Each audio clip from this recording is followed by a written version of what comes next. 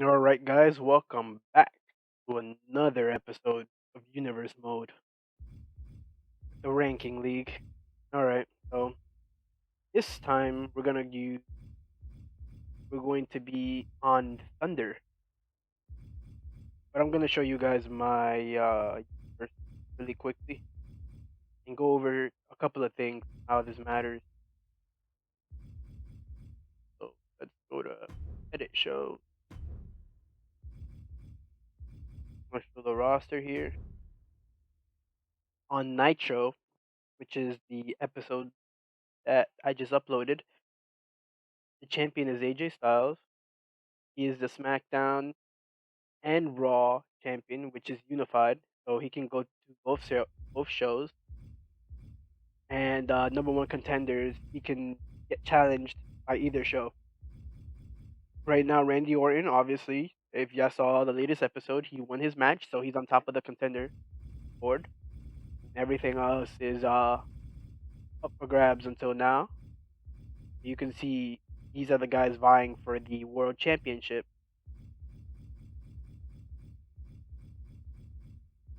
We have 8 contenders for now. That can change if for example, Murphy decides that he's too good for the United States Championship.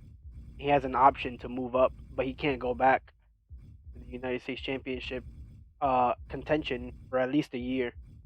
But we'll see what happens. Murphy is a champion for now on Nitro, and obviously we have Keith Lee, which won his match.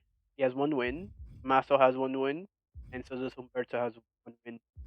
And everything else is up for grabs. Those are the top 3 guys for the United States Championship spots right now. Tyler Bate is at the bottom as he lost his TNT Championship to Robert Roode. Once you lose the championship, you go down to the bottom of the rank. So that's the risk that it goes to taking the championship. Um, but with the TNT champion, which goes across both shows, um, you can defend the TNT. Once you defend the TNT championship 5 times, you get to face a number one contender. And once you beat the number one contender, you get to become the number one contender with the TNT championship and face the champion. For example, this would be AJ Styles.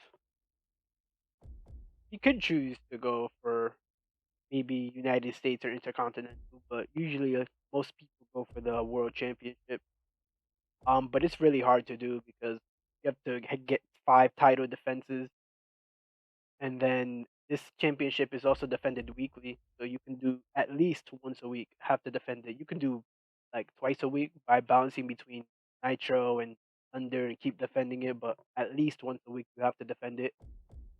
Once you get 5 title defenses, you a match gets booked versus number one contender of one of the shows. Um, depends, depends, and then yeah, that happens. So these are the contenders for the United States champion. You guys can see here, and I'm gonna go over Thunder really quickly. Let's go to Thunder. The power rankings are going. I'm thinking about doing something where it's going to be decided whether what is the strongest faction, and maybe guys from the best faction, like the faction with the most win loss, like together, gets the power ranking, so they get added attributes because they are the most dominant faction. Um, we'll go to divisions here. We got obviously, AJ Styles. It goes between both shows. Is a unified championship. These are the contenders for the world championship for Thunder, and Austin Theory is the Intercontinental Champion right now for Thunder. And these are the guys that are on the roster for now. This may change. There are no created superstars for now, but anything can happen down the line.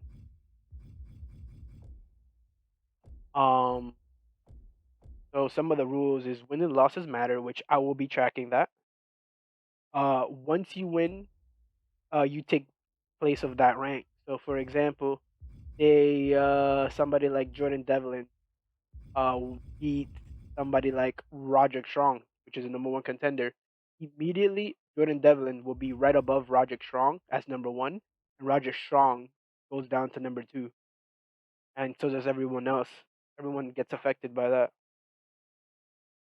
Um, if you lose, you go down one rank, just one rank. Um, let's see. Uh, if you lose to the champ, which obviously, yeah, if you uh become number one contender, take a shot at the title at the pay per view, you lose to the champion, you go right back down to the back of the line. How it works. Also the faction members, obviously they're faction members. They get to run into matches and to defend their faction to give the advantage to whoever they want, because obviously they want their own faction to win. Usually faction members do not have a match between each other, so that's where it gets a little weird, where they don't fight each other, but there will be special instances where they will fight each other. Things could happen, it can break out, they can choose to leave the faction, create a rivalry with one of them. Who knows? Um, Faction members can replace each other for opportunities. Like every week, there's an open challenge for the TNT Television Championship, and a random wheel gets tossed and gets picked, and a random person lies on it. For example, if somebody like Austin Theory lies in it, he gets to choose somebody from his faction instead because he's already champion, or he can choose him because there's a risk. Obviously, you win the championship or lose, you go back down to the bottom. Some people don't want the shot, so they give it to somebody else, somebody on the faction, because they're already high up on the ladder and they don't want to give it up. Um, what else? Faction, you can manage which other faction with your other members of the faction. You can be a manager. You can run in. You can just not get involved. Just be focused on your actual match if you have a match that night.